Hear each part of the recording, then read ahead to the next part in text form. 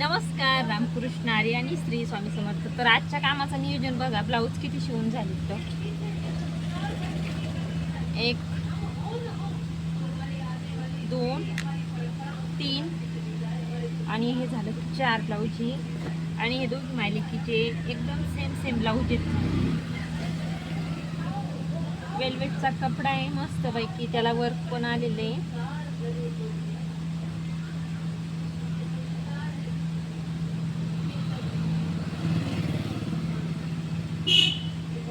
लांबीमध्ये ब्लाऊज व्यवस्थित असलं की म्हणजे छान असा गळा पण व्यवस्थित येतो आणि फिनिशिंग पण छान वाटते तिची.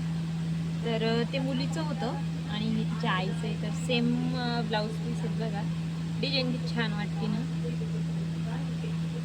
तर हा कापड वेलवेटचे कापड आहेत, एकदम रफ वाटते. हा कटोरीचा ब्लाऊज आहे आणि ते बाकी प्रिन्स कटचे सगळे ब्लाऊज. आणि हा एक शिवला परत एकदम साधा ब्लाऊज. तर एका दिवशी मनावर जर घेतलं ना, भरपूर काम होतं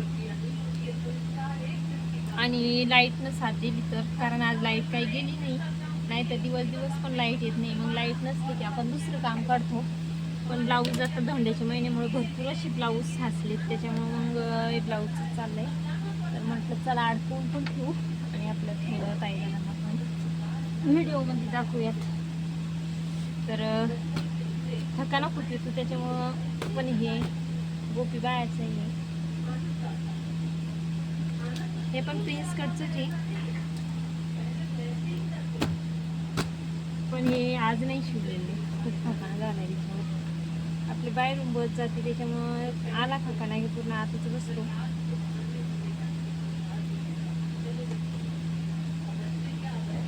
तर ह्या 3-4 ब्लाऊजला लावलं हुका शिवून आणि लगेच मी हुका लावत घेतले. आज तसं नाही पडू दिलं.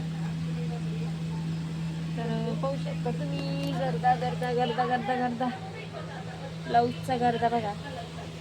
आणि इकडं पण भरपूर असे ब्लाऊज आहेत. इकडं याच्यात पण अलमारीत वगैरे पण भरपूर ब्लाऊज आहेत. कारण आता कसं आहे, मी तुम्हाला दाखवते. एका ताईची कम से कम 6-7 ब्लाऊज आहेत. छान असं हे आरी वर्क आलेलं आहे. जर त्यांना नाही कळत तर अशा प्रकारे आज मशीन काम झालंय. एक बाकी अजून इकडं हा पण शिवला.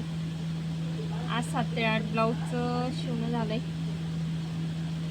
म्हणजे घरातल्या कामाचा व्याप कमी असला की भरपूर शिलाई काम होतं आणि सगळं करायचं म्हटलं तर मग नाही होत. कारण हे करायचं ते करायचं तर मग सगळे काम नाही जमत. त्याच्यामुळं मग थोडं.